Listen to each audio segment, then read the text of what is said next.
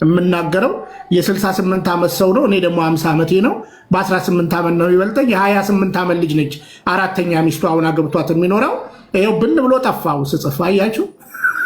የ68 ዓመት ሰው ነው። የ28 ዓመት ልጅ ነው ያገባው፣ አራተኛ ሚስቱ ማለት ነው። ቀለም የነግሮን አይደለም ይሄን ያረም ነው አይቶትም አያውቅም። ሲጀመር ይሄንን እሱ አንድ ታምረ ማርያምና መከረኛ አቡነ ተክለ ሃይማኖት ገድላለ እሱን ነው የሚጎትት እና በነገራችን ላይ ቀለም አይቶ ነግሮን አይደለም ይሄን ያረም ነው። እኔ ላመጣ እችላለሁ ባይዘው ከዚህ ቀደም የታረሙ መጻሕፍቶችን እናወጣለን።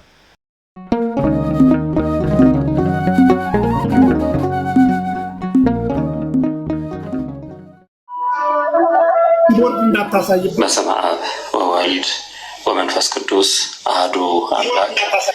የኢትዮጵያ ኦርቶዶክስ ተዋሕዶ ቤተክርስቲያን ቅዱስ ሲኖዶስ ምልዓተ ጉባኤ የጥቅምት 14 2018 ዓ.ም ውሎውን በተመለከተ የውይይትና ውሳኔዎችን ከዚህ ቀጥሎ እናቀርባለን። የቅዱስ ሲኖዶስ ምልዓተ ጉባኤ ጉባኤውን ከጀመረበት የሶስተኛው ቀን የውይይት ውሎው ዛሬ ያያቸው በርከት ያሉ አጀንዳዎችን ነው። በአጀንዳ ተራ ቁጥር 6 በአጀንዳ ተራ ቁጥር 7 የአርሲ ሀገረ ስብከት ካህናትና ምዕመናን የቀረበውን አቤቱታ በተመለከተ በጠዋቱ የቅዱስ ሲኖዶስ ምልዓተ ጉባኤ ውይይት ተጀምሯል። በዚህም መሰረት ከሀገረ ስብከቱ የቀረበው አቤቱታ ሙሉ በሙሉ በቅዱስ ሲኖዶስ በንባብ ከተሰማ በኋላ ቅዱስ ሲኖዶስ በቀረበው አቤቱታ ላይ ውይይት አድርጎ በአቤቱታው ውስጥ የተጠቀሱ ጉዳዮች አስተዳደራዊ ብቻ ሳይሆኑ የሂሳብ ጉዳዮችም ስላሉባቸው እነዚህም ያው የማጣራት እና ጥናት የማድረግ ሁኔታን ስለሚፈልጉ የቅዱስ ሲኖዶስ ምልዓተ ጉባኤ ውሳኔ እንደሚያመለክተው በመንበረ ፓትርያርክ ጠቅላይ ቤተ ክህነት ጽሕፈት ቤት አጣሪ ልዑካን ወደ ሀገረ ስብከቱ ተልኮ በሀገረ ስብከቱ ተገቢ የሆኑ ጥናቶችን ካደረጉ በኋላ አጣሪ ልዑኩ በሚያቀርበው ውሳኔ ላይ ተመስርቶ ቋሚ ሲኖዶስ የመፍትሄ ውሳኔዎችን እንዲወስን ይህንኑም መሰረት አድርጎ ችግሮቹ እንዲፈቱ በሚል የቅዱስ ሲኖዶስ ምልዓተ ጉባኤ ወስኗል። በመቀጠል በአጀንዳ ቁጥር 8 በሸካ ዞን ከአሁን በፊት ለምልዓተ ጉባኤ በቀረበው መሰረት ምልዓተ ጉባኤው በመንበረ ፓትርያርክ ጠቅላይ ቤተ ክህነት በኩል ለሀገረ ስብከቱ የሚያበቃ ሁኔታዎች እንዳሉ ተጠንቶ እንዲቀርብ መመሪያ በሰጠው መሰረት በዛሬው ዕለት የምልዓተ ጉባኤው የኢትዮጵያ ኦርቶዶክስ ተዋሕዶ ቤተክርስቲያን መንበረ ፓትርያርክ ጠቅላይ ቤተ ክህነት ጽሕፈት ቤት የጥናት ልዑካን ያቀረቡትን ጥናት ሙሉ ለሙሉ በመስማት ውሳኔ አስተላልፏል። በዚህ ውሳኔ መሰረትም የሸካ ዞን ሀገረ ስብከት ራሱን ችሎ እንዲቋቋም ሀገረ ስብከቱንም ብፁዕ አቡነ ሕዝቅኤል በሊቀ ጵጵስና እንዲመሩት የቅዱስ ሲኖዶስ ምልዓተ ጉባኤ ወስኗል። ስለዚህ የሸካ ዞን ሀገረ ስብከት ራሱን ችሎ ተቋቁሞ በብፁዕ አቡነ ሕዝቅኤል እንዲመራ የኢትዮጵያ ኦርቶዶክስ ተዋሕዶ ቤተክርስቲያን ቅዱስ ሲኖዶስ ውሳኔ አሳልፏል። በመቀጠል በአጀንዳ ቁጥር 9 በአንድ ግለሰብ ተዘጋጅቶ እየተሰራጨ ያለውን ገድለ ዮሐንስ መጥምቀ መለኮት በሚል ርዕስ ተጽፎ እየተሰራጨ የነበረው መጽሐፍን አስመልክቶ ቀደም ሲል በሊቃውንት ጉባኤ ታይቶ በደብረ ሊባኖስ መምህር በሆኑ በመጋቤ ምስጢር አባ ክንፈ ሚካኤል በሚባሉ መምህርና አባት በእሳቸው አማካኝነት ለመንበረ ፓትርያርክ ቀርቦ በሊቃውንት ጉባኤ ተጣርቶ ታይቶ መጽሐፉ ተመርምሮ የሊቃውንት ጉባኤ ያቀረበው ሙሉ መጽሐፉን የተመለከተ መግለጫ በንባብ ለምልዓተ ጉባኤው ተሰምቷል። ምልዓተ ጉባኤውም በሊቃውንት ጉባኤ መግለጫ ላይ ተመርኩዞ ሰፊ ውይይት አድርጓል። እንደዚህ አይነቶቹ ጉዳዮች ያው እንግዲህ እንደሚታወቁት የስህተት ትምህርት ያለባቸው በርካታ ቤተክርስቲያንን የማይወክሉ የተዛቡ ትምህርቶችን የሚያሰራጩ ጽሁፎች በቤተክርስቲያናችን ትውፊት በሊቃውንትና እየታዩ በቅዱስ ሲኖዶስ እየተመረመሩ ውሳኔ ይተላለፍባቸዋል። በዚህ መሰረት ምልዓተ ጉባኤው በጣም ትልቅ ትኩረት በማድረግ ይሄ መጽሐፍ የያዛቸውን ቤተክርስቲያንን የማይወክሉ አስተምህሮች መርምሯል። ይህን መሰረት አድርጎ ውሳኔዎች አሳልፏል። በዚህ ውሳኔ መሰረት አንደኛ ገድለ ዮሐንስ መጥምቀ መለኮት በመባል የተጻፈው መጽሐፍ ሙሉ ለሙሉ የቤተክርስቲያን አስተምህሮ የማይወክል የሚያዛባ ስለሆነ እንዲወገዝ ተደርጓል። ስለዚህ መጽሐፉ ተወግዟል። ይሄ ማለት በመጽሐፉ ውስጥ ያሉት ትምህርቶችና የተሳሳቱ ጉዳዮች በሙሉ ተወግዘዋል ማለት ነው። በመቀጠልም የሊቃውንት ጉባኤ የጀመረው እንደዚህ መጽሐፍትን የማጣራት የመመርመር ሁኔታን አጠናክሮ እንዲቀጥል ከምስጋና ጋር መመሪያ እንዲደርሰው ተወስኗል። በሶስተኛ ደረጃ መጽሐፉን አሳትመው ያሰራጩት ግለሰብ ወደ መንበረ ፓትርያርክ ተጠርተው በቋሚ ሲኖዶስ ቀርበው እንዲህ አይነት ስራዎችን ለወደፊቱ እንዳይደግሙ ጥብቅ መመሪያ እንዲሰጣቸው ምልዓተ ጉባኤው ይህንንም ወስኗል።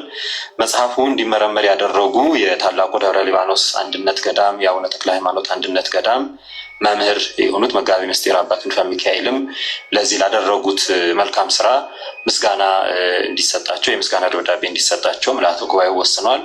በመጨረሻም ይህንን በተመለከተ ምልዓተ ጉባኤው የወሰነው በአሁኑ ጊዜ በህትመትና በስርጭት ላይ የዋለው የመጽሐፉ ቅጂ ሙሉ በሙሉ እንዲታገድ፣ እንዳይሰራጭ፣ ለሽያጭም እንዳይቀርብ ለሁሉም አህጉረ ስብከት ሰርኩላር ደብዳቤ እንዲሰራጭ ምልዓተ ጉባኤው ወስኗል። በዚህም መሰረት እንግዲህ ይሄ መጽሐፍ የኢትዮጵያ ኦርቶዶክስ ተዋሕዶ ቤተክርስቲያንን የማይወክል የተወገዘ መጽሐፍ መሆኑን ምልዓተ ጉባኤው ወስኗል።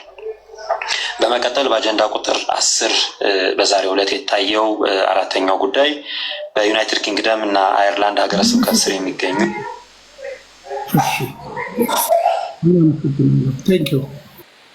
እሺ ቃልዮት ያሰማልን። እንግዲህ በግለሰቡ ግልጽ የሆነ ነገር ነው። በነገራችን ላይ ደጇ ላይ የሚሸጡ መጽሐፍቶች የእሷ አይደሉ። አሁን ግለሰብ እያለ ነው።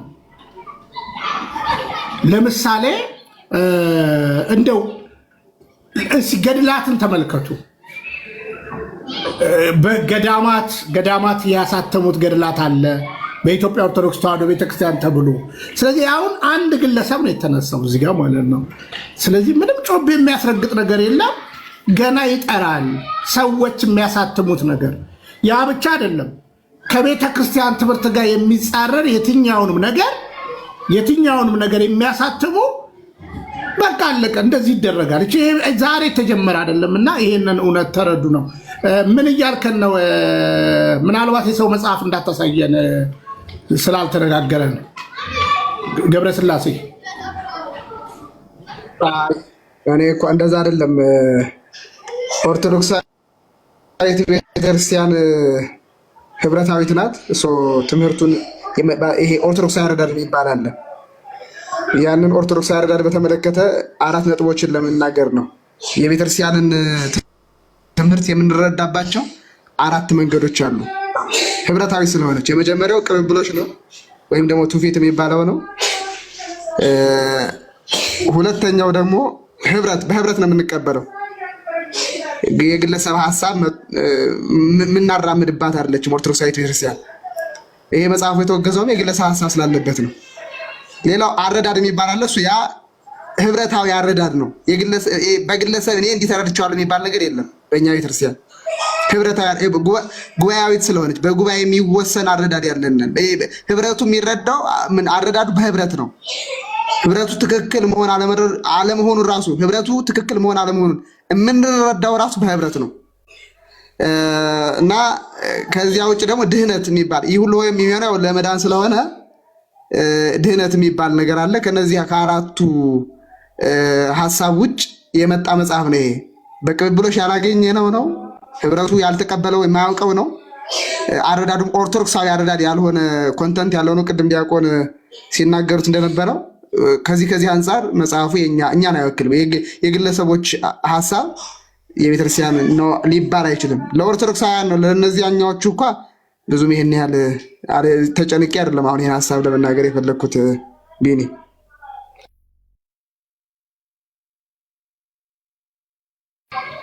እሺ ቃልዮት ያሰማልን።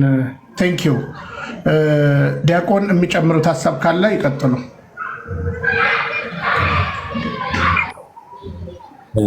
እንትኑ ትምህርቱን በተመለከተ ሌላ ጊዜ ሰፋ ብለን ብንመለስበት ጥሩ ይመስለኛል። በስንክሳራችንም አለ፣ እንደገና ደግሞ በኮፕቲክ ሳናክስራምም አለ። የመጥምቀ መለኮት ቅዱስ ዮሐንስ ድምፄ ማን ነው?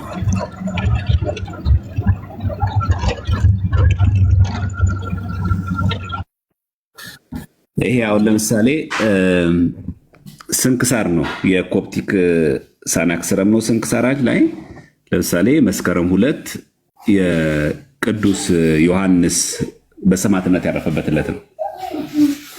ዘ ማርቲርደም ኦፍ ሴንት ጆን ዘ ባፕቲስት ነው የሚለው። የቅዱስ ዮሐንስ እረፍቱ ነው። ሁላችንም የምናውቀው ይሄ መስከረም 2 ነው። ያ ማለት በውጮቹ ሴፕቴምበር 12 ማለት ነው። እዚች ቀዩ አታይቸር ሲጋ ይበራችኋል 1 2 ብላችሁ እስከ 30 ድረስ ልክ እንደኛ አቆጣጠር ማለት ነው። በኮፕቲክም በግብፅም ስንክሳር ላይ ያለ ነው። ፕላስ ደግሞ ሁላችንም የምናውቀው ሰኔ 30 ምሉ ልደቱ ነው አይደል? አሁን ይሄ መስከረም፣ ጥቅምት፣ ኅዳር፣ ታኅሳስ፣ ጥር፣ የካቲት፣ መጋቢት፣ ሚያዝያ፣ ግንቦት፣ ሰኔ ብላችሁ እዚህ ጋር ሰኔ 30 ላይ መጨረሻ ላይ እዚህ ጋር እችን 30 ስትነኳት ምን ይመላል? ዘ ናቲቪቲ ኦፍ ሴንት ጆን ዘ ባፕቲስት ነው የሚለው። የቅዱስ ዮሐንስ መጥምቅ ልደቱ ነው የሚለው። ከአባቱ ከዘካርያስ ከእናቱ ከኤልሳቤጥ እንደተወለደ እዚህ ጋር ይነገራል። ስለዚህ የመጥምቀ መለኮት ቅዱስ ዮሐንስ ተመለከተ እንኳን በእኛ ቀርቶ በሀትም ጭምር የሚታወቅ መሆኑን ልናቅ ይገባል። አስፈላጊ ከሆነ እግዚአብሔር ከፈቀደልን ደግሞ ይህን በተመለከተ ራሱን ችሎ ደግሞ እንትን ላይ እንመጣበታለን፣ በትምህርት እንመጣበታለን። የወንጌል አንድምታችን ላይም ጭምር አለ። በነገራችን ላይ የወንጌል አንድምታችን የማቴዎስ ወንጌል ላይ ማለት ነው ምዕራፍ 14 ላይ ቁጥር 11 ላይ አንድምታችን ላይ ይህኑ ታሪክ እናገኘዋለን። የመጥምቀ መለኮት ቅዱስ ዮሐንስን ዜና ህይወቱን ጭምር እዚሁ እናገኘዋለን። የማቴዎስ ወንጌል አይደል ይሄ? ማቴዎስ ወንጌል ምዕራፍ 14 ላይ 14 እዚህ ጌታ ይቻላል። የማቴዎስ ወንጌል ማቴዎስ ቁጥር 11 ላይ ታሪኩ ሙሉ እዚህ ጋር እናገኘዋለን። የመጥምቀ መለኮት ቅዱስ ዮሐንስን አንገት ከተቆረጠ በኋላ ያቺ ሄሮድያዳ እናት በእንትን ልታረግ ስትል በወስፌ አይኑን ልትወጋ ስትል ክንፍ አውጥቶ እንደበረረ እዚሁ ላይ አለ፣ አንድምታችን ላይም አለ። ስለዚህ የመጥምቀ መለኮት የቅዱስ ዮሐንስ ዜና ህይወቱን በተመለከተ በስንክሳራችን አለ፣ በማቴዎስ ወንጌል አንድምታ ጭምር እናገኘዋለን እንጂ ዝም ብሎ የልብ ወለድ ፈጠራ አይደለም። ስለዚህ ምዕመናን መወዛገብ የማይገባን በግለሰቡ የታተመ የዮሐንስ መጥምቅን ከቤተክርስቲያን ትምህርት ጋር በሚጻር መልኩ ያሳተመው ግለሰብ ያሰራጨው መጽሐፍን ነው የተወገዘው እንጂ ገድለ ዮሐንስ መጥምቅ የሚለው መጽሐፍ ከአሁን በኋላ ቤተክርስቲያን አትቀበለውም አላለችም። እንደዛ የሚል ውሳኔም አልወሰነችም። አውግዣለሁ አላለችም። ጽላቱ አለ፣ የዮሐንስ መጥምቅ ገድሉ ይነገራል። እንዴ በነገራችን ላይ ገድሉ እኮ በየቀኑ የሚነበበው ታውቃላችሁ። ለምሳሌ ኪዳን በሚደርስበት ጊዜ የዮሐንስ መጥምቅ ደብር ላይ እኮ ተአምረ ማርያም፣ ተአምረ ኢየሱስ፣ ከዛ እኮ ዮሐንስ መጥምቅ ተነቦ ነው። ከዛ ተአምረ ኢየሱስ ከሁሉም ገድላት ወይ ደግሞ ሚካኤል ከሆነ ደግሞ መላእክት ከሆኑ ድርሳናት ከተነበበ በኋላ መጨረሻ ላይ ተአምረ ሚካኤል ይነበባል። ስለዚህ የዮሐንስ መጥምቅ ያደረገው ተአምር ከገድለ ቅዱስ ዮሐንስ መጥምቅ ነው ተወስዶ የሚነገረው። ስለዚህ ምንም አዲስ ነገር የለውም። ስለዚህ ይነባል፣ እሱ ይቀጥላል። የግለሰቦትን ብቻ መወገዙ እንድናቅ ነው። በትርጓሜ ግን ለማወቅ ከፈለግን ዝርዝር ጉዳይ አለ። የዮሐንስን ገድል የነገረን በነገራችን ላይ ጌታችን ኢየሱስ ክርስቶስ ነው። ምን ይላል? ከዚህ በኋላ ጌታችን ስለ ዮሐንስ ሊናገር ጀመር፣ እንዲህ አለ። ምን አለ? እውነት እውነት እላችኋለሁ ከሴቶች ከተወለዱት መካከል እንደ ዮሐንስ መጥምቅ ያለ አልተነሳም። ገድለ ቅዱስ ዮሐንስን መጥምቅን የነገረን ማን ነው? መድኃኒዓለም ኢየሱስ ክርስቶስ ነው። ስለዚህ ገድለ ቅዱስ ዮሐንስ እንደውም በጣም የሚገርመው ነገር በመጽሐፍ ቅዱስ ጌታችን ኢየሱስ ክርስቶስ ነገራቸውን ዜና ህይወታቸውንና ቅድስናቸውን ከተነገረላቸው ቅዱሳን አንዱ በጌታችን የተነገረ ነው። ያውም መጽሐፍ ቅዱስ ላይ የማቴዎስ ወንጌል ላይ የምናገኘው ማለት እውነት እውነት እላችኋለሁ አለ ከሴቶች ከተወለዱት መካከል እንደ መጥምቁ ዮሐንስ ያለ አልተነሳም ያለ። ይህን የተናገረው ጌታችን ኢየሱስ ክርስቶስ ነው። አሁን የዮሐንስ መጥምቅ ከሌሎቹ መሻለኛ ምን ይጠቅማል? መናፍቃን አሁን እንደሚያነሱት ከመዳናችን ጋር ይገናኛል። ልክ ነው። ዮሐንስ ተሰቀለ ማለት ነው። ዮሐንስ ነው ለዓለም ቤዛ ሆኖ የሞተልን። ለምን ጌታችን ስለ ዮሐንስ ይነግረናል? ከሴቶች ከተለዩት መካከል የተለየ መሆን ምን ያደርግናል? ለኛ ምን ይጠቅመናል? ከመዳናችን ጋር ብዙ ሰዎች የሚያወሩት ማለት እና የዮሐንስ መጥምቅን ገድል የነገረን መድኃኒዓለም ኢየሱስ ክርስቶስ መሆኑን እንድናቅ ነው። በአጠቃላይ ህይወቱ ይነገራል፣ በስንክሳር አለ፣ እንዲሁም ደግሞ በውጮች መዛግብቶችም ጭምር አለ። አስፈላጊ ከሆነ ደግሞ ራሱን ችሎ ደግሞ አንድ ቀን ሰፋ ባለ ሁኔታ ላይ ቢገባበት ጥሩ ይመስለኛል። እግዚአብሔር ያክብርልኝ።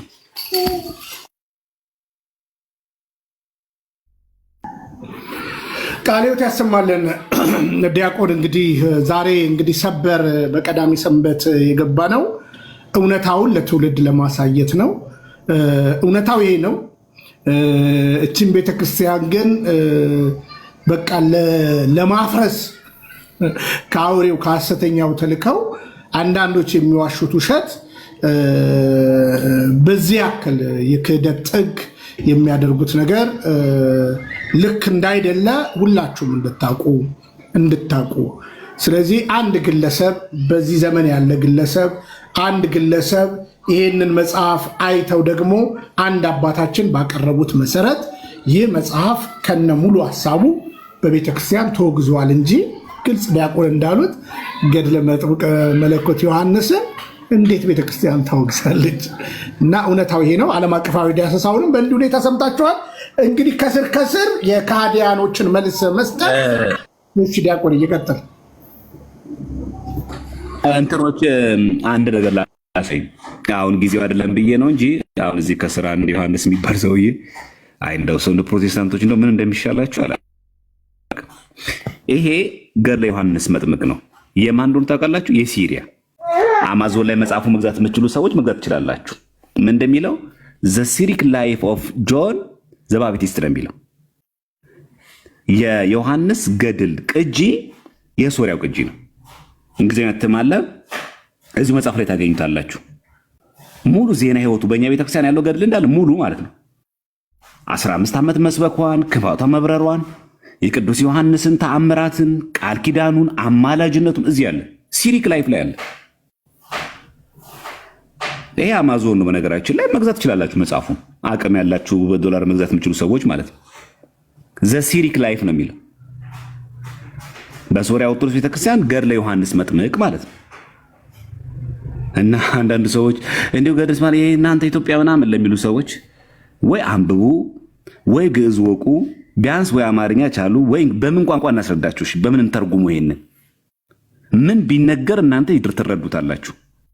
አሁን እናንተ ለማለት የፈለጋችሁት በግዕዝና በአማርኛ ሲጻፍ የሆነ የደብተራ ምናምን ነው። ይሄ ደብተራ ነው የጻፈው ሲሪክን በሶሪያ የሚገኘው የዮሐንስ መጥምቅ ገድል የጻፈው ደብተራ ነው። ኤኒሃው በደንብ ብታያትች መጽሐፍ በጣም ቆንጆ ናት። የምትችሉ ሰዎች ብታነቡት ብዙ ነገር ታገኙበታላችሁ ለማለት ነው።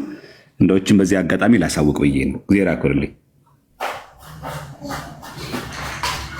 ታዲያ ያሰማልን ዲያቆን። እንግዲህ ያው እኔ የሚቃወሙትን ሰዎች ብዙዎቹን ጀርባቸውን ስለማቅ፣ ለምሳሌ አሁን ዮሐንስ አንድ ንጆ ውስጥ ነው የሚሰራው። ኢትዮጵያ ራሻ ነበረ። እነ ራሻ እንደው ትንባው ከማጨስ አትሄድም ነበረ ቤተክርስቲያን። አውሮፓም ነበረ ካትመረምርም ነበረ። በነገራችን ላይ የዮሐንስ ጉዳይ በነ ሉተር እንዴት ይታያል? ቼክ አድርግ እና እውነቴን ነው የምነግራቸው። እዛ ትንባውን ኤቲስት ሆነ ትንባው ከምትለጉም ራሻ ላይ ያኔ ሄደ ማየት ነበረብህ። ሩሲያ ቤተክርስቲያን፣ ራሻ ቤተክርስቲያንን አሰስ ማድረግ ነበረብህ። ማንበብ ነበረብህ። አሁን አንተ የተማርክነ ማስተርስ ምናምን ያለ ሰው ነበር፣ ማንበብ ነበረብህ። ቢያንስ ይሄ ነገር እንዴት ነው በዓለም አቀፋዊ ዳሰሳ ቋንቋ የተማርከው ያየኸው ነገር እውነት ለመናገር አሁን አንተ እንግዲህ ቢያንስ ትንሽ ፊደል ቆጥራል፣ እንግሊዝኛ ትችላለህ። የቀለሜን ትምህርት ከማየት ዓለም አቀፋዊ ዳሰሳ እውቀትን አትጠቀምበትም? ኤቲስት ነበርክ፣ ኦርቶዶክስ አልነበርክም። ኤቲስት ነበርክ፣ ትንባው አጫሽ ነበርክ ራሻ ላይ። ስለዚህ ለምን እንዴት ትጽፋለህ? ትልቅ ሰውነ ለምን ስትዋሻለህ? ከዚህ በፊት በቅዱስ ቤተክርስቲያን ቆሜ እዛው መስሪያ ቤቴ ጋር በውርጃ የሚያስቸግሩን ኦርቶዶክሶች ናቸው ምናምን ስትል ሰምቻለሁ። አዝናለሁ። አሁን የአንተን ቤተሰብኛ መግለጥ አለብን፣ ስለ አንተ ማንነት ማውራት አለብን።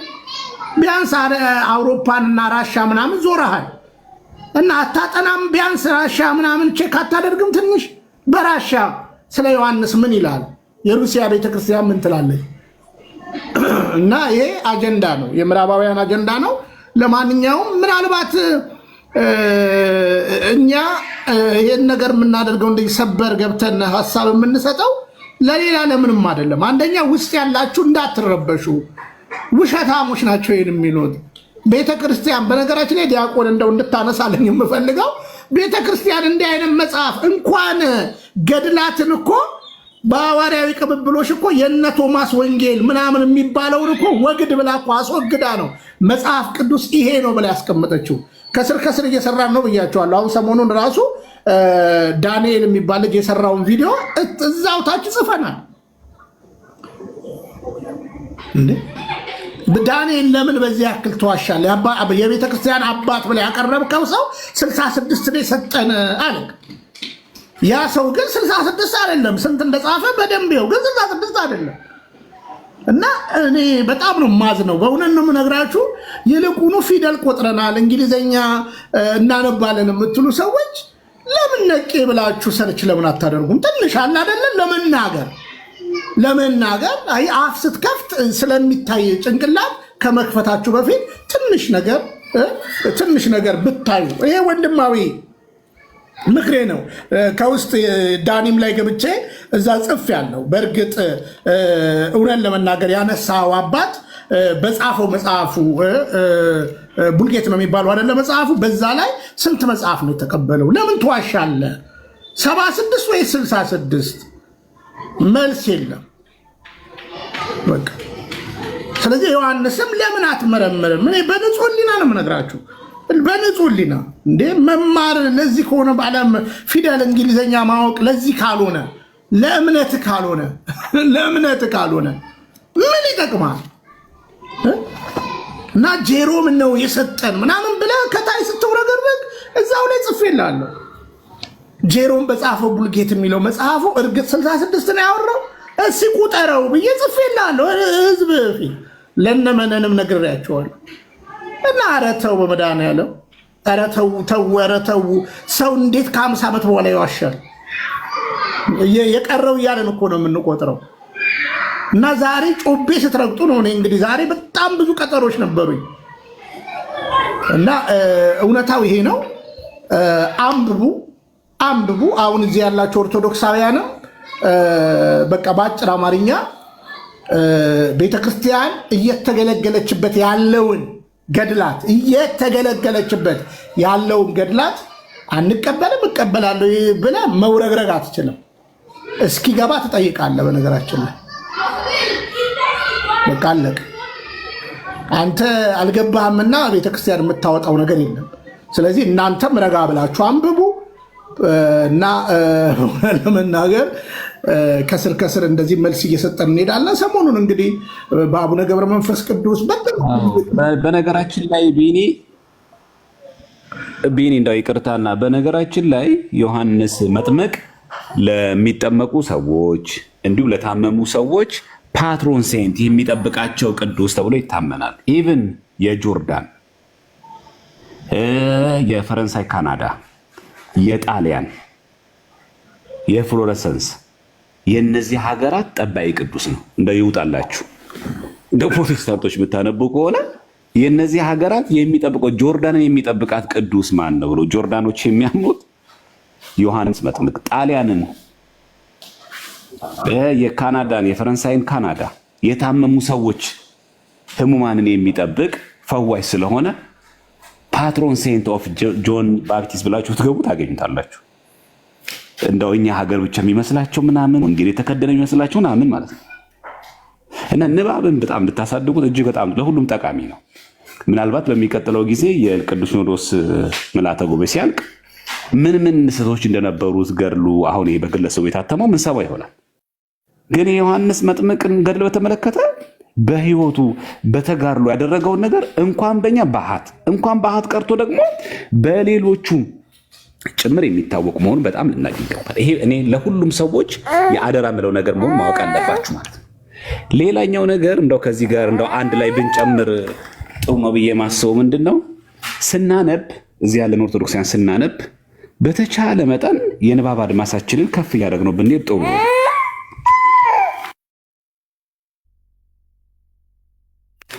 ለምሳሌ እንደው አንድ ሁለት ነገሮችን ለማሳየት ያክል ማለት ነው። ይህ አሁን ያልኳቸውን ማንኛውም ሰው ማግኘት ስለሚችል ማየት ትችላላችሁ። እሱ ምንም ችግር የለውም። አንባቢ ሰው ካለ ያነበበ ማወቅ ይችላል። የቅዱስ ዮሐንስ መጥምቅን በተመለከተ ግን ሰፋ ያለ አንድ ቀን ቢኒ የምትችል ከሆነ ቢገባበትና ብናየው እጅግ በጣም ጥሩ ይመስለኛል።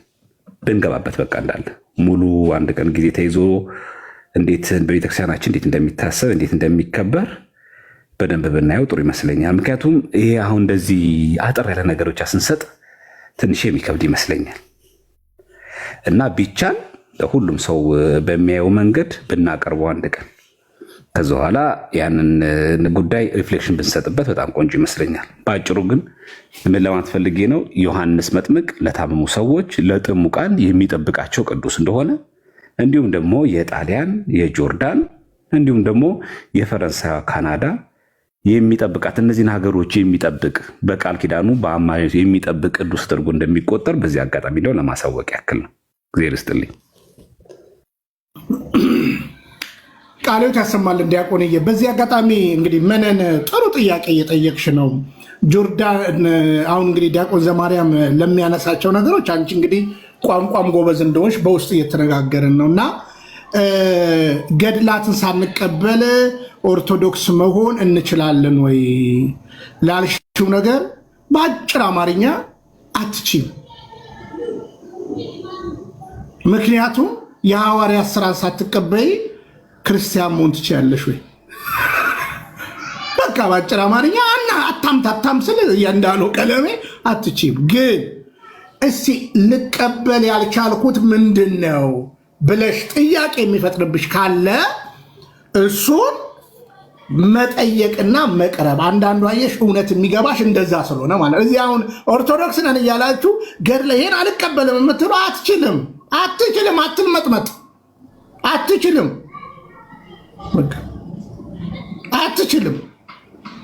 ስለዚህ ቤተክርስቲያን እኮ ቅድም ብያለሁ እኮ መጽሐፍ ቅዱስን ከነናይት ዳርጋ እንደሰጠች ሁሉ ገድላቶቻችንን በአጭር አማርኛ እምነት የምንቀበቅብባቸውን አባቶቻችን አስቀምጠውልናል። ይልቁኑ ደግሞ ከቅዳሴ በፊት ሰዓታትና ሌሎች የመርሃ ግብሮች ላይ ንግሶች ላይ እናነሳለን እና ነጥዬ ምናምን የሚል ነገር የለም። ያልገባሽ ካለ ግን በውስጥ ሁሌ እንደምነግርሽ መነንዬ ያው ዲያቆንንም በቀጥታ ታገኘዋለሽ። በቀጥታ በቪዲዮ ኮል ይሄንን ብለሽ እንነጋገራለን። ስለዚህ እውነታው ይሄ ነው። አንቺ ደግሞ አንብቢ፣ መጥምቀ መለኮት ዮሐንስን አንብቢ ረጋ ብለሽ። ዲያቆን ይቀጥሉ። ቴንኪው መናንዬ። በቃ አጭር ነገር ነው። በሉተራውያን እንደሚታወቅ እንዲያቆየ ነው። ይሄ ደግሞ ትንሽ ከበድ ያለ መሰለኝ ለነሱ። በሉተራውያን መቼ ይከበራል? ጁን 24 ማን? ጆን ባፕቲስት። ይሄ የሉተራውያን ስንክሳር ነው። በነገራችን ላይ ዮሐንስ መጥምቅ ጁን 24 ይከበራል። ነቢይ፣ ሰማዕት፣ ጻድቅ ተደርጎ የክርስቶስ እዚህኛዋ ሊንኳ ደግሞ ዜና ሕይወቱ የሚናገር ነው። ይሄ ማን ነው? የሉተራውያን ይሄው ሴንት ኦፍ ዘ ዊክ ብለው ሉተሪያንስ ጁን 24 ሁል ጊዜ ዮሐንስ መጥምቅን ያከብሩታል። ሉተራውያን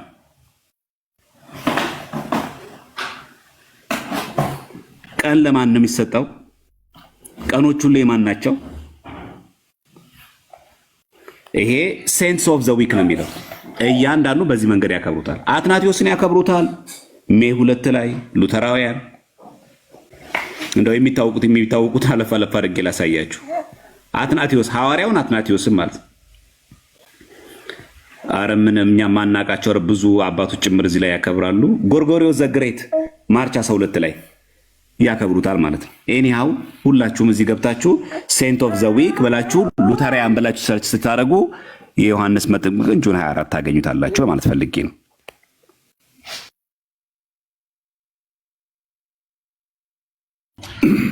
ቃልዮት ያሰማልን ዲያቆንዬ። ምሳሌ 10 ቁጥር 7 ላይ የጻድቅ መታሰቢያ ለበረከት ነው፣ ስም ግን ይጠፋል። ስለዚህ ረጋ ብላችሁ ብታጠኑ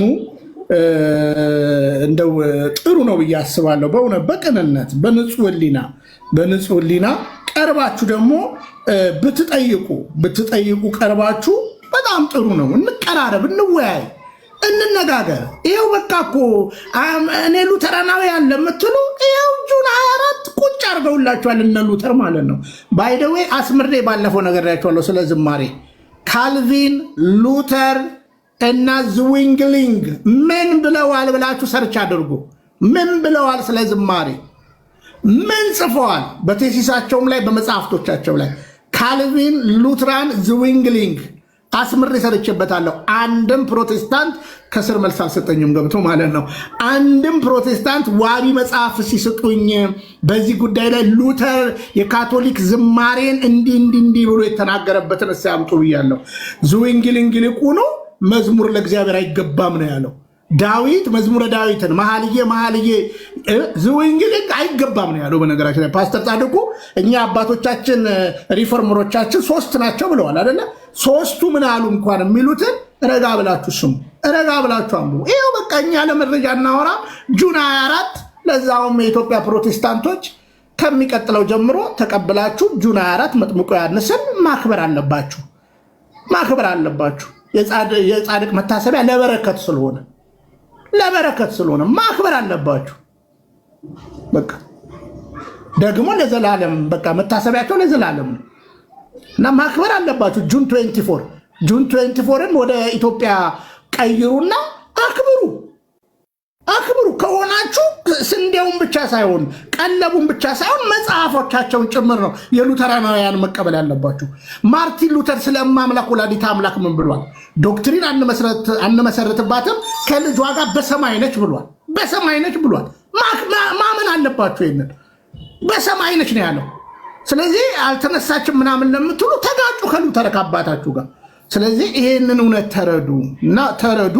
የቤተ ክርስቲያን ነገር ጠመዘዛችሁንም አልጠመዘዛችሁም ምንም መጣ ነገር የለም። ቤተክርስቲያን ትቀጥላለች እና ለምንፍቅና የማይደርሱትን እንዲህ ሰዎችን እያየን እንትን የምንልበት ነገር የለም። እኛም ውስጥ አንዳንድ እንደዚህ አይነት ብዥታ ለምትፈጥሩ ከወዲሁ ማስጠንቀቂያችን ግልጽ ነው። ገድላትን ሳልቀበል ኦርቶዶክስ ሆናለሁ ማለት አትችልም። በአጭር አማርኛ ካልገባ ትጠይቃለህ። ይሄ ከፋፋይነት ነው፣ አመፅ ነው። ወደድክም ጠላህ ከአንተ ካልገባ ግባና ጠይቅ። እንደኛ ረጋ ብለህ ጠይቅ።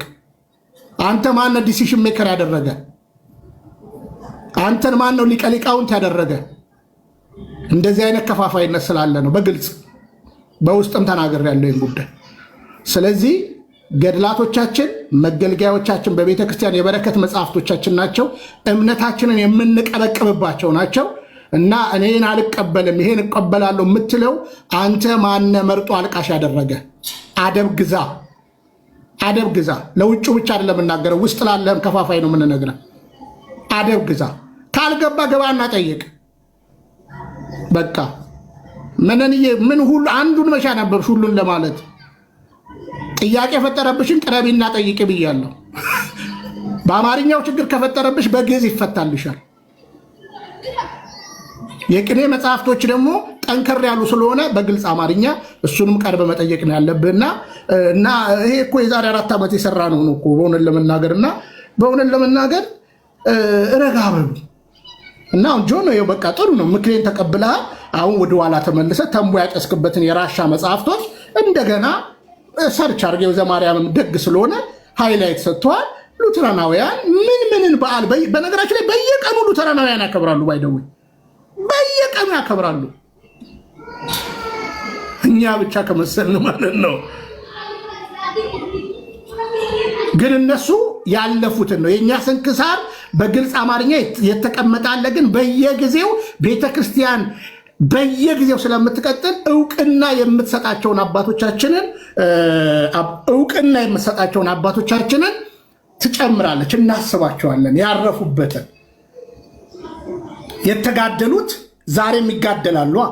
ሐዋርያው ቅዱስ ጳውሎስ ላይ ነው እንደ መጋደል የቆመው። እሺ ሐዋርያው ቅዱስ ጳውሎስን እሺ አሟሟቱ አልተጻፈም። አንቲፓስ የሚባል አለ በራእይ መጽሐፍ ምዕራፍ 2 ላይ። እዛ ጋር ነው እንደ ክርስትና የቆመው። ኧረ እዛ ጋር ነው እንደ ያዕቆብ ሐዋርያ ሥራ ምዕራፍ 11 ላይ ነው እንደ ያዕቆብን ቀላው ጴጥሮስን አሰረው። እዛ ጋር ነው እንደ መጋደል የቆመው። ቤተክርስቲያን ሕያዊት ነች። ዛሬም የሚጋደሉ አሉ። እና አረጋ ብላ እንደኔ አራዳውን በእውነት ነው የምነግራችሁ ወንድሞቼ፣ እነ መነንዬ በእውነት ነው የምነግራችሁ። ሚሞሪ ቀይሩ። ሚሞሪዋን ወጥ አድርጉና በ2 ጂቢ ኦርቶዶክስ አትገባችሁም። እንደ ብትችሉ 64 ጂቢ 128 ጂቢ ከቻላችሁ እንደኔ 256 ጂቢ ያደርጋችሁ መርምሩ። በቃ ቤተክርስቲያን ስንዱ መቤት ነች። ፕራውድ ነው የምሰማኝ። እና ይሄ ነው እውነታው፣ ይሄ ነው። ከልብ ነው የምንወዳችሁ፣ ከልብ ነው የምናከብራችሁ። አንዳንዱን እንዲጠንከር አድርገን መናገር ስላለብን ዛሬ ውይይት አለ ተብለው ስሞት ሲነሳ እኔ ቤት መጡ አይደለ? ተሳስተው ነው የመጡት። አባታችን ይፍቱን ይባርኩን። እንኳን ደህና መጡ። ወይ ፍቅረ ኢየሱስ እግዚአብሔር ይፍታ፣ እግዚአብሔር ይባርክ። ዲያቆን ዘማርያም ወንጌል ቅዱስ ለማኑ እነግር ዘማሪ ሙሉጌታ እና መጋቢ ጉግል ተስፋዬ ከታች ያላችሁትን በሙሉ ሰላም ብያለሁኝ። እዚህ መስሎኝ እኮ ነው ዲቤቱ በአንተ ቤት አይደል የተመረጠው? አይ እኛ እንትን ነው ማለት አንድ ፕሮቴስታንት መጥቶ የሚዋይ ከሆነ ፕሮቴስታንት የሆነበትን መታወቂያ ይዞ መምጣት አለበት እዚህ ቤት ለመወያየት። ከኢትዮጵያ ወንጌላውያን አብያተ ክርስቲያናት ካውንስል ደብዳቤ ይዞ መምጣት አለበት እኔ ቤት ለመምጣት ማለት ነው። ያለበለዚያ ግን እኔ ያበደ መንገደኛ ሁሉ ቤት ያስገብቼ በተከበሩ አባቶች ፊት የማወያይበት ምንም አይነት የሰው ሞራልነት ስለሌለ እና እዚህ እኔ ቤት ለመወያየት የምትፈልጉ ከኢትዮጵያ ወንጌል አማኞች ካውንስል እንደኔ ወይም ላይሰንስ ኖራችሁ ያስረከባችሁ ወይም በሙሉ ወንጌል ቤተክርስቲያን ወይም እኔ አሴምብል እያለው ፓስተር ወንጌላዊ የሚል አይዲ ነበረኝ በነገራችን ላይ። ስለዚህ አሁን ጨዋ ስለሆንኩኝ ኮፒ አድርጌ ነው የወጣሁት እና የወንጌላዊውም አለኝ የፓስተሩም አለኝ አይዲ ኮፒው አለኝ። እንደዛ ካላመጣችሁ እኔ ማንም መንገደኛ ቲክቶክ ላይ ያበደ ጠሽ አምጥቻ አላወያይም አባታችን። እና ለማንኛውም ትላንትና ድንቅ ምሽት ነበረን ቴዲ ሐዋሳ ቤት። በእውነት ዩቲዩብ ላይ አስቀምጬላችኋለሁ። አንዳንድ ዩቲዩበሮችም ተጠቅመውበታል። በጣም መልካም ጊዜ ነበረን በእውነት ለመናገር እና አባታችን ለማንኛውም የወንድማችን ቤተሰብም ስለተገኙ ደስ ብሎኛል። እና እንዴት ኖት? ዛሬ ደግሞ መጥምቀ ዮሐንስ ላይ ነው የተነሱባቸው። የሚገርምህን እኔ ከዚህ ቀደም ስናገር ሰምተኝ ከሆነ አይሉን አላውቅም፣ እርግጠኛ ነኝ የሰማኝ ሰው ይኖራል። የመጀመሪያ በህይወቴ ገድል ያነበብኩት የመጥምቀ መለኮት ቅዱስ ዮሐንስ ገድል ነው እና አስታውሳለሁ። እስኪ አንድ ቀን አሳያቸዋለሁ። በእጄ የጻፍኩት አለ መልከ ዮሐንስን። ከዚያ ገድሉን ሸንኮራ ዮሐንስ የሆነ ሰው አይ ቲንክ 13 ዓመቴ ወይም 14 ዓመቴ ምናምን ቢሆን ነው። ቅኔ ቤት ገና ጀማሪ ያለው ነው እና ከሸንኮራ ዮሐንስ አንድ የሆነ ሰው ነፍሱን ይማረው አሁን አርፏል። ትልቅ ሰው ነው። ሸንኮራ ዮሐንስ ዶ ትንሽዬ ናት ገድሏና መጽሐፏን ይዞ መጥቶ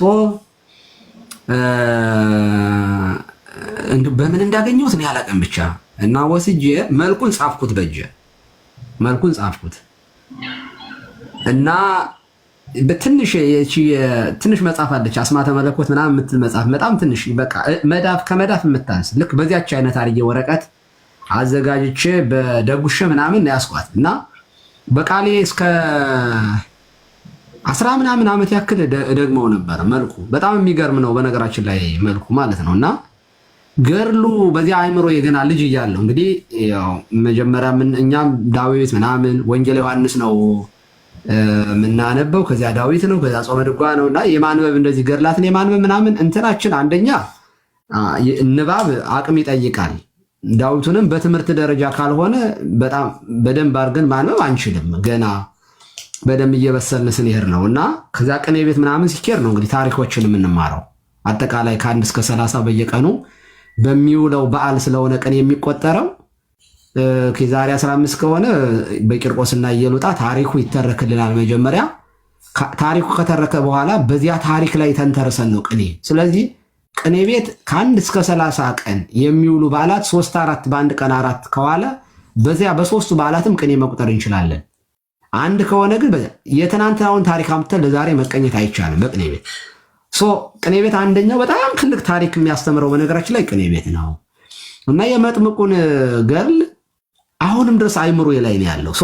እኔ እንደው በእኔ አይምሮ ብዙ ያነበኳቸው ገድላቶች አሉ ብዬ ባልልም ግን መጥምቀ መለኮት ቅዱስ ዮሐንስ እኔ የመጀመሪያው በቃ ቶፕ ምለው በእኔ በቃ የመጀመሪያ ስላነበኩት ሊሆን ይችላል እና መጥምቆ መለኮት ገድሉ የሚጀምረው ከማቴዎስ ወንጌል ምዕራፍ 3 ይጀምራል።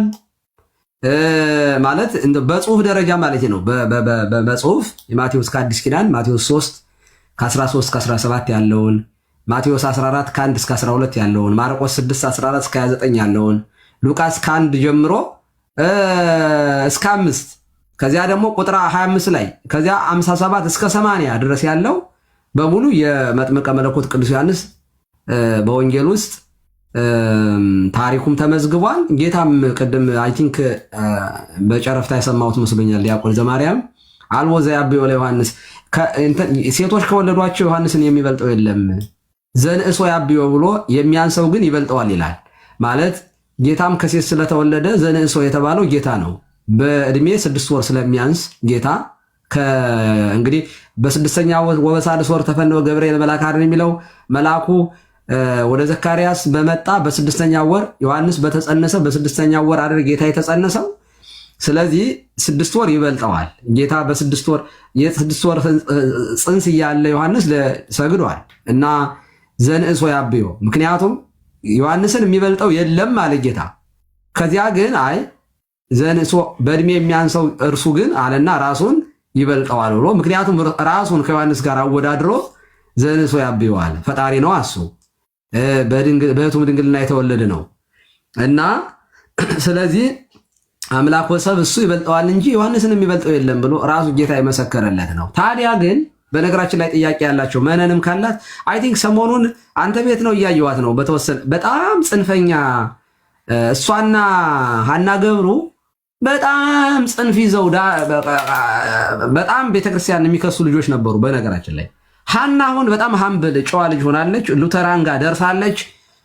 ይቀራታል። እኛ ጋር እስከምትመጣ እንጠብቃታለን። ጥሩ የሆነ አካሄድ እየሄደች ነው። የአባቶችን እምነት እያነበበች ስለሆነ ሐና በጣም ጨዋ ልጅ፣ በጣም ጨዋ አሁን በጣም ትሳደብ የነበረ አንደኛዋ መነን ናት በጣም እና ከኤርሚያስ ጋር የዋለ ሰው በነገራችን ላይ ተሳዳቢ ነው የሚሆነው። ምን መጽሐፍ እንደሚል ዘምስለ ጠዋይ ተጠውይ ወምስለ ህሩ ይሩ የተከውን ነው የሚል።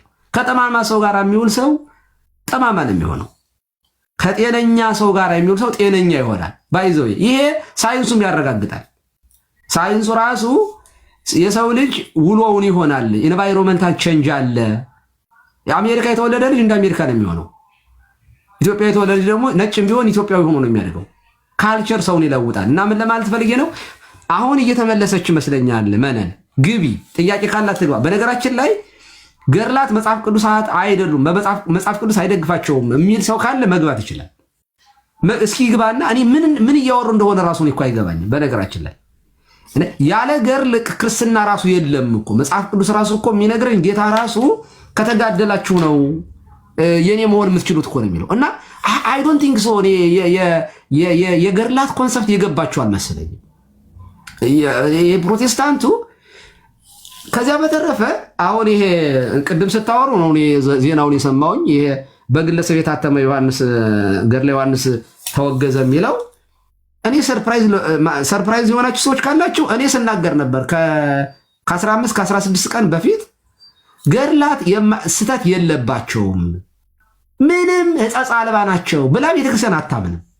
ከመጀመሪያው 10 መጻሕፍት የማትላቸው እኮ ለዚያ ካኖናይዝ የተደረጉ መጻሕፍት አይደሉም እነዚህ የማይሳሳ ስተት አልባ ናቸው ብላ አታምንም። ከጅምሩም ግን ከጽንስ ሲጀመር ማለት ነው።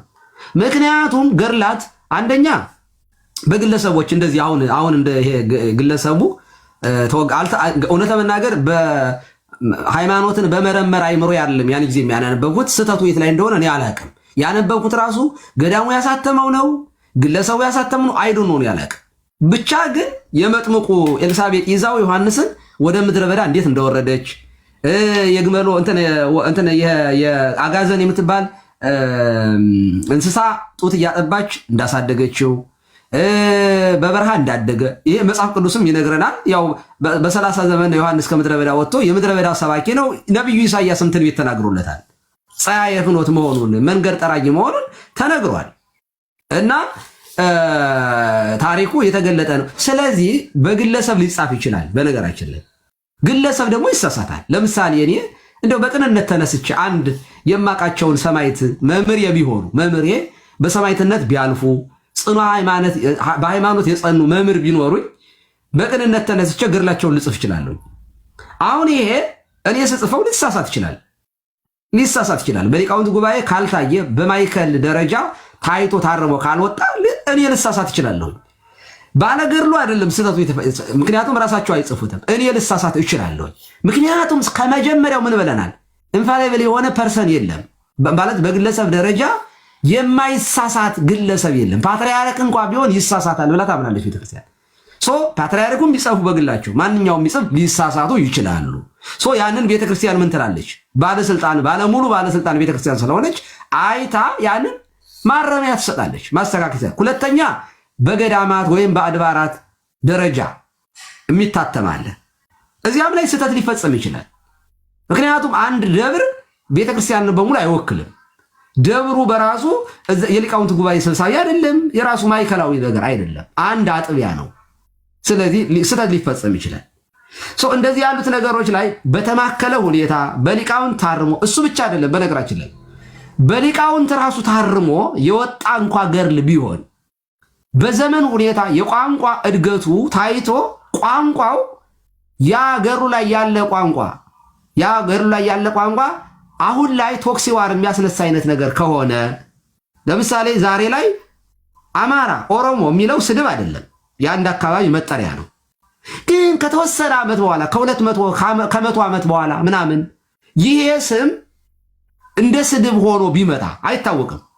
ስድብ መስሎ የሚመስል ነገር ትውልዱ የማይቀበለው ከሆነ ኦኬ፣ አማርኛ ይታረማል፣ ቋንቋ ይታረማል። ዘመኑን የሚመጥን ቋንቋ ይሄኛው በዚህኛው ቋንቋ አሁን ላይ ድሮ አባቶቻችን በቅንነት ኖርማል ስም ስለነበረ ተጠቅሞታል።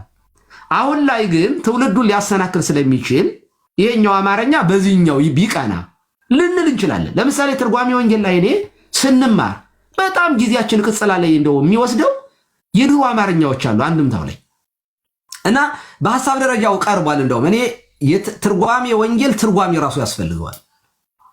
በፍጹም የማታውቋቸው ቋንቋዎች ታገኛላችሁ። እነዚያ ቋንቋዎች ጥንት አባቶቻችን ይጠቀሙባት የነበሯቸው ቋንቋዎች ስለሆኑ አሁን ሞደርን የሆነ አማርኛን እኛ በጣም ይከብደናል። አማርኛ ተናጋሪ ሁሉ እስከማይመስለኝ ድረስ ራሴን እቆጥራለሁ አንዳንድ ስንማር። እኔ ብቻ አይደለሁም በነገራችን ላይ እና እየገባን የምናገኛቸው መዝገበ ቃላትን ውስጥ እየገባን አንዳንድ አላቸው። ለምሳሌ ሰዋስው የሚል ጉግል ላይ አለ የተቀመጠ አለቃ ኪዳነ ወልድ መዝገበ ቃላት ኪዳነ ወልድ ክፍሌ። እንደገና ደግሞ ምንድን ነበረ አሉ አቢሲኒያ አብዛኛው የአለቃ ኪዳነ ወልድ ክፍሌን ይጠቀማል። እሱ ላይ ገብተን ነው አማርኛ እንኳ ምንድነው ይሄ አማርኛ ብለን ስንፈልግ የምናገኘው። እንደዚህ ያሉ አማርኛዎች በዘመኑ ሁኔታ ሊታረሙ ይችላሉ። ይሄ ማለት ገድል አያስፈልግም ማለት ነው? ይሄ ማለት ገድል ተሳስተዋል ማለት ነው? አይደለም። ስለዚህ እንደዚህ ያሉት ነገሮች ቤተክርስቲያን ኤክስፒሪየንስ አላችሁ። ደንቆሮ የሰማ ማለት ያብዳል እንዲሉ እንደዚህ ያለ ነገር ስታዩ የምታብዱ ሰዎች ካላችሁ እስኪ ግቡና ገድላት አያስፈልጉም መጽሐፍ ቅዱሳን አይደሉም የምትሉ ካላችሁ ግቡ። እንደው ያለ ተጋድሎ ክርስትና አለ መስቀል ማለት ነው ገድል ማለት በሌላ ነገር ያለ ተጋድሎ ክርስትና አለ ብሎ የሚያምን ሰው ካለ ይግባ። በዓለም ሳላችሁ መከራ አለባችሁ፣ ነገር ግን አይዟችሁ ዓለሙን እኔ አሸንፌዋለሁ ነው ያለ ጌታ ራሱ። አይ ቲንክ ዮሐንስ 16 ላይ 32 ላይ። ስለዚህ በዓለም ሳለን መከራ አለብን። መከራ ማለት ደግሞ ቅዱስ ጳውሎስም እንደተናገረው እኮ ነው። መልካሙን ተጋድሎ ይሄን ፈጽሜያለሁ ነው ያለው። ገድል ማለት እሱ ነው፣ ሌላ አይደለም እኮ። ተጋደለ ማለት ነው። በምን ጉዳይ ነው ተጋደለ? በእንተ እግዚአብሔር፣ ስለ እግዚአብሔር፣ በእንተ ክርስቶስ፣ ስለ ክርስቶስ ስሙን ተሸክሞ መጋደል ማለት ነው። የመጀመሪያው ገድል የፈጸመው በሐዲስ ኪዳን እንደሚታወቀው ቀዳሜ ሰማዕት ቅዱስ እስጢፋኖስ ነው። የሐዋርያት ሥራ ምዕራፍ 7 ላይ እንደምንመለከተው ተጋድሎ ቀዳሜ ሰማዕት የሚባለው በክርስቶስ ስም አምኖ ክርስቶስን ከለበሰ በኋላ ተወግሮ የሞተ ስለሆነ ቀዳሜ ሰማዕት እንለዋለን። የሰማዕታት መጀመሪያ እንለዋለን። ስለዚህ እዛው ላይ ነው የሚጀምረው። የነ ቅዱስ ጴጥሮስ ይቀጥላል፣ የነ ቅዱስ ጳውሎስ ይቀጥላል። አያስፈልግም የሚል ሰው ካለ ፕሊስ ግቡ። እንደው እንለምናችሁ ስለ እግዚአብሔር እንደው የትኛውም ፓስተር ይግባ እና እስኪ እንደው በመጽሐፍ ቅዱስ እንከራከር። እስኪ ገድላት አያስፈልጉም ካለ ስተት አለባቸው ካለ መጀመሪያም ኢረር አልባ ናቸው፣ አስራው መጻሕፍቶች ናቸው፣ ካኖናይዝ ናቸው፣ በስንፋሰ እግዚአብሔር ልክ አዋልድ እንላቸዋለን። ምክንያቱም ከቅዱሳት መጻሕፍት የሚወለዱ ስለሆኑ አዋልድ ነው የምንላቸው። ሲጀምር ስማች አዋልድ ምን ማለት ነው? ልጆች ማለት ነው። እና ይህንን ታሳቢ አድርጎ ግንዛቤ መሰራት አለበት። እርማቶች የሚታረቡ ካሉ ቤተክርስቲያን ባለሙሉ ስልጣን ስለሆነች እንደዚህ ያሉት በመጽሐፍ ቅዱስ ላይም እኮ በነገራችን ላይ በህትመት ደረጃ ስህተት እኮ ይገኛል። መጽሐፍ ቅዱስ ራሱ ህትመት ላይ እኮ ስህተቶች ይገኛሉ። እንደገና እኮ ይታተማል። እና ይህንን ታሳቢ ያደረገ ቢሆን ጥሩ ነው ለማለት ነው። ዲቤቴን ግን ለማስቀረት ትናንትናም እዚያ ገባችሁ፣ ዛሬም እዚሁ ገባችሁ። እንግዲህ ከዓርብና ከቅዳሜ ነበር የተባለው እና ቀጥሎ። ለማንኛውም እግዚአብሔር ይስጥልኝ። ፍቅረ ኢየሱስ ተከታትየዋለሁ። በጣም ቆንጆ ፕሮግራም ነበር የትናንቱ። ቴዲም በዚህ አጋጣሚ ቴንኪው ማለት ፈልጋለሁ። ጥሩ አወያይ ልጅ ነው። እኔ በፖለቲካውም የተሻለ የበሰለ ልጅ ሆኖ አግኝቼዋለሁ። ከፕሮቴስታንቶች ጤነኛ ልጅ እኔ ያየሁት እሱን ነው እውነት ለመናገር እና ይህንን አይምሮህን እግዚአብሔር ይጠብቅልህ። እናመሰግናለን ፍቅረ ኢየሱስ። ቃል እንደተናገረው ሁለቱን አሳይቷል። አንዱ ምንድነው መጥምቀ መለኮት ዮሐንስ 10 ጊዜ ተወልዷል የሚል ጽሑፍ አለ። ሁለተኛ ከአዳም በፊት ነው ብሎ ነው እንግዲህ ሰውዬ የጻፈው ማለት ነው። ስለዚህ የግለሰቡ መጽሐፍ ልክ አይደለም ብላ አወገዘች እንጂ በ30 የምናወሳውን የምናነሳውን። ሁለተኛው ምንድነው ፍቅረ ኢየሱስ? ሁለተኛው ምንድነው? ከአዳም በፊት ነበረ እና እንዴት እንደሚያስቧት ራሱ በጣም እና ይህ ሰውዬ ይህን በማድረጉ ሌሎችም እንሄድባቸዋለን እና ይህን መጽሐፍ ልክ አይደለም የግለሰቡ። ይኸው ቅድም እኮ ዲያቆን ዘማርያም እኮ አመጣላችሁ። በነገራችን ላይ በጣም ደስ የሚለው ቀለም የነግሮን አይደለም ይሄን ያረም ነው። አይቶትም አያውቅም ሲጀመር ይሄንን እሱ አንድ ታምረ ማርያምና መከረኛ አቡነ ተክለ ሃይማኖት ገድል አለ እሱን ነው የሚጎትት እና በነገራችን ላይ ቀለም አይቶ ነግሮን አይደለም ይሄን ያረም ነው። እኔ ላመጣ እችላለሁ ባይዘው ከዚህ ቀደም የታረሙ መጻሕፍቶችን እናወጣለን ቀለም ሳይወለድ። በነገራችን ላይ አንስቶትም አያውቅም። ይሄ እኮ በአንድ ግለሰብ በአሁን ጊዜ የተጻፈ መጽሐፍ ላይ ገና መገልገል ሳትጀምር ቤተክርስቲያን ያንን ነው ልክ አይደለም ብላ ቴክ ኬር ብላ በየክልሉ እንትን ያደረገችው ማለት ነው። እና እነ ቀለሚያውን እቺን ነገር ያገኙ አይቀጠቅጡም ነበር፣ እስከዛሬ ያነሱ ነበረ። እና ለማንኛውም በውሸት የሚከብር እግዚአብሔር የለም። በቃ እውነታው ይሄ ነው። ከዛ በተረፈ ግን ፕሮቴስታንት ወንድሞቻችን ተዘጋጁ። ጁን 24 በኢትዮጵያ ስንት ነው? ጁን 24 ዲያቆን ጁን 24 ነው አይደል ያልከን? በኢትዮጵያ መች ነው? ጁን 24 በአንግሊካንም በሉተራውያን ነው። በነገራችን ላይ በአንግሊካንም በሉተራውያንም ጁን 24 ነው። በኢትዮጵያ መች ነው የሚከበረው? ዮሐንስ መጥምቅ ብላችሁ የኛም መስከረም 2 እና የነሱ የኛ ደግሞ መስከረም 2 እና ሰኔ 30 ጁን 24ን መቀየር ነው። ወደ ኢትዮጵያ መቀየር ልቀይረው አንዴ በፓርላማ ይጠይቁ። ጁን 24 በፓርላማ ይጠይቁና በነገራችን ላይ ጁን 24 ብቻ አይደለም ኦገስት 29 ጃንዋሪ 7ም ያከብራሉ እነዚህ ራሳቸው። ይሄ አሁን የቀደም ያሳየኋቸው የሉተራውያን ነው። ይሄ አንግሊካን ነው። ሰኔ 17 ነው። ይሄ አንግሊካን ሰኔ 17 ይኸውና በኢትዮጵያ ሰኔ 17 ዘ በርዝ ኦፍ ጆን ዘ ባፕቲስት ነው የሚለው። መቼ 24 መቼውን ያከብሩት እነሱ ጁን። ይሄ በማን ነው? በአንግሊካን ቸርቾች። ቅድም ያየነው የማን ነው? የሉተራውያን በ24 ማለት። ስለዚህ ወደ ኢትዮጵያ ስንቀይረው ደግሞ ስንት ነው የሚሆነው አላችሁ? ሰኔ 17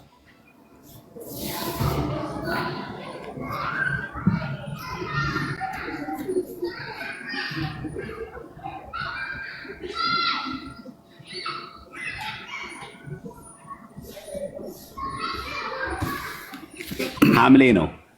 ሐምሌ 17 ሐምሌ 17 አዎ ሐምሌ 17 በእኛ ማለት ነው ወደ ኢትዮጵያ ስንቀይረው። ግን በእነሱ በአንግሊካን ቸርቾችም በሉተራውያንም በደንብ አስተውሉ። በአንግሊካንም በሉተራውያንም ቀን ተወስኖለት ቀን ተሰጥቶት ዮሐንስ መጥምቅ ጁን 24 ያከብራሉ። በእኛ ሐምሌ 17 ማለት ነው። በአጭሩ ቅድም ቀሲስ ቢንያም እንዳለው የታተመው እርሱ የተማሩበት ወይ ደግሞ ስናነበው የነበረው የድሮ ሳይሆን አሁን በቅርቡ በአንድ ግለሰብ የታተመ ገድለ ዮሐንስ መጥምቅ አለ። ዮሐንስ መጥምቅ 10 ጊዜ ተወልዷል የሚል ሁለተኛ ደግሞ ከአዳምና ከሔዋን በፊት ነበረ። አሁን ስትነግሩኝ እንኳ በቃ እንዳልሆነ እኮ ተረዳሁኝ። ከ25 ዓመት በፊት ነው ያነበብኩት። እሱ ስላልሆነ ምዕመናን በዚህ እንዲያስ ሁለተኛ ነገር አሁን ምንድን ነው ያሳየነው እኛ እንደው ዮሐንስ መጥምቅም በእኛ ብቻ የሚታሰብ እንዳይመስላቸው ዘ ሲሪክ ላይፍ ኦፍ ጆን ባፕቲዝም የሚባል የቅዱስ ዮሐንስ ህይወቱን፣ ገድሉን፣ ዜና ህይወቱንና ተአምሩን ጭምር የሚናገር ህይወት በእነሱ ጭምር እንዳለ እንዲያውቁት ለማለት ያክል ነው። በዛ ደግሞ የጆርዳን የካናዳዋ ደግሞ የፈረንሳይዋ ካናዳ የጣሊያን ደግሞ ጠባቂ ቅዱሷ ዮሐንስ መጥምቅ እንደሚባል አሳይተናል። በዛ ለታመሙ ሰዎች ለጥሙቃን የሚጠብቃቸው ጻድቅ ተብሎ በውጮች ፓትሮን ሴንት ተብሎ የሚጠራው ዮሐንስ መጥምቅ ይሄ መሆኑን ለማለበም ነው። እሺ ቃሌዎት ያሰማለን። እንግዲህ ሰበር ነው የገባሁት ዛሬ። እንግዲህ እንዳልኳችሁ ለሌላ ጊዜ የምሰጥበት ጊዜ ነው። አሁን በፍጥነት ጎግልዬ መሪጌታ ክብር ለኢየሱስ እዚህ ከስር አሉ። ቶሎ ፎቶቸውን አውጣልኝ፣ ፎቶቸውን አውጣልኝ። እኚህ ሰው እንግዲህ ኦርቶዶክስ ልክ ነች ብለው እኔን ሲመሰክሩልኝ የነበሩ ሰው ቀለሜ በዚች የወሰዳቸው ነው። ለጥንቃቄ አቶ ሰረቀን ፎቶቸውን እናሳያቸዋለን። ቶሎ ብለህ ፎቶቸውን አውጣልኝ። ባለፈው የሰጠኋችሁ ፎቶ አለ ሁለታችሁ። አሁን ስለመጡ ሰረቀ ስለመጡ ቀለሜ ነው ይላሉ። በነገራችን ላይ እኔ የዛሬ 4 ዓመት ነው በጣም ብዙ መጽሐፍት እኮ ቤተክርስቲያን እኮ ወደ አገልግሎት ከመግባታቸው በፊት ካንስል እንኳን ተዉት። ዝማሬ እኮ በሊቃውንት ጉባኤ እኮ ነው የሚያልፈው። በነገራችን ላይ አባቶች ለዚህ እኮ ነው በጎን የምታደርገውን ነገር መጽሐፍም ሆነ ምንም ነገር ማሳየት አለበት። ያው ሰረቀውና በነገራችን ላይ ሁላችሁ ወይኔ ከአንተ ጋር ያሳለፍኩት እኮ የባህር ዳር ጉዞ ይሄ ነው ሰረቀ። በነገራችን ላይ አሁን ከታች ክብር ለኢየሱስ የሚለው ሰውዬ ይሄ ነው። በነገራችን ላይ ይሄ ነው። ያው አቶ ሰረቀ ይባላል። ውሸቱን ነው። ባይገርማችሁ እኔ ሲያጭበረብረኝ ቅዱስ ሲኖዶስ ነው የምሰራው። እንትን ምንድነው ጥሩልኝ 5 ኪሎ ዋናው እዛ ነው የምሰራው ብሎ ነበረ እና ይሄ ነው። በነገራችን ላይ ቤተ ክህነት ነው የምሰራው ብሎ ነበር ያጭበረበረኝ እና ይሄውና በነገራችን ላይ ይሄውና እንደዚህ እና ይሄ ነው እውነታው። እንድትጠነቀቁ ነው። እንደዚህ አይነት አጭበርባሪዎች የቤተ ክርስቲያንን ልብስ ለብሰው የእንትና ቦታ ላይ ታገኙታላችሁ። እንትና ላይ ማነው ኮርማው ሚሊኒየም ያደረገው ፕሮግራም ላይም ታገኙታላችሁ። እና ይሄ ነው ክብር ለኢየሱስ የሚለው ይሄ ነው። ሌላም ጉዳይ አለ። ሰሞኑን እንግዲህ ለአንዳንዶች በውስጥ ማስጠንቀቂያ ሰጥቻለሁ። በጣም ጠንካራ መርሃ ግብሮችን ወደፊት ማመጣ ይሆናል። ይሄ ነው እንግዲህ የምታዩት ማለት ነው። እና የትም ደብር የለም ወፍ የለም። እና ሌላም ቪዲዮ አለኝ ከነ ቪዲዮ ደግሞ ሱፍ ለብሶ አለኝ አመጣዋለሁ ማለት ነው። እና እንዳትሸወዱ። ይሄ አሁን ቤተክርስቲያን አልነበረም። ለዛውም ጎንደር ካቶሊክ ቤተክርስቲያን ነው ያደገው። ሲቀድስም ተከፍሎት እዛው ካቶሊክ ቸርች ነበረ። እውነት ለመናገር አለ ከቪዲዮ ላይ ገብታችሁ ጎንደር ከካቶሊክ አባቶች ጋር ያደረኩት መርሃ ግብር ላይ ነው። አንዳንዶች እንግዲህ ለምንድነው አክብረ የማታናግረው ካልክ ሴጣንም አመድ ነው። በነገራችን ላይ ግብሩን ነው እየገለጥኩ ያለሁት። ይሄ አጭበርባሪ የቤተክርስቲያን ስም አጥፊ ስለሆነ ነው የምናገረው። የ68 ዓመት ሰው ነው። እኔ ደግሞ 50 ዓመቴ ነው። በ18 ዓመት ነው ይበልጠኝ። የ28 ዓመት ልጅ ነች 4ኛ ሚስቱ አሁን አገብቷት የሚኖረው። ይኸው ብን ብሎ ጠፋው ስጽፍ አያችሁ። የ68 ዓመት ሰው ነው። የ28 ዓመት ልጅ ነው ያገባው 4ኛ ሚስቱ ማለት ነው። እና አጭበርባሪ ነው። የልብስ መሪጌታ ማለት ነው። በቃ ስዩም አንተም አደብ ግዛ፣ አደብ ግዛ። አንተም ራሱ ስዩም የምትባል ስዕላት ይታዩ ምናምን እያስተማረን ነው። አደብ ግዛ። ልዩነት ፈጣሪዎች ተጠንቀቁ፣ ተጠንቀቅ። አደብ ግዛ። ይሄ ነው ዛሬ እንግዲህ የሌሎች ጊዜ ነው። ኦልሞስት በዚህ ጊዜ ሌላ ጉዳዮች ነው። ቀዳሚ ሰንበት አልገባም። ይሄ ነው ገና መታወቂያ አሳያለሁ ለህዝቡ ማለት ነው። ገና አይምሰል። ሰሞኑን አንዱ አባቶች ያወጡት መግለጫን አፕላይ ሳናደርግ በእናንተ አጭበርባሪዎች ወደኋላ እንመለስም እና ፍቅረ ኢየሱስ ተሳስህ እንዳይሆን በ68 ዓመቱ ስትል ስብሐት ገብረ እግዚአብሔርና መሐመድ ትዝ አሉኝና ምናልባት እነሱን ለመጥራት ፈልገህ ነው። እውነተኛ ነገር ነው የምነግሮት። 68 ዓመቱ ነው። የ28 ዓመት ልጅ ነች፣ አራተኛ ሚስቱ። ከዛ በኋላ ነው ያወቅኩት። እግዚአብሔር ፊቶኝ ነው የምናገረው። ስብሐት ገብረ እግዚአብሔር በስንት ዓመቱ ነው? የ27 ዓመት ልጅ አግብቶ ነበረ። መሐመድም በ60 ዓመቱ አይሻን በ6 ዓመቷ ነው ያገባት። በ9 ዓመቷ ነው። አይ እንደው ለነገሩ ይሆናል። የጽጌም ጓደኛ ነው። ከጽጌ ጋር ተደባድበዋል። ይሄ ጌታቸው ጽጌ ተደባድበዋል። ሌቦች እኮ ሌቦች። እና ይሄ ነው። አትሄድም አሁን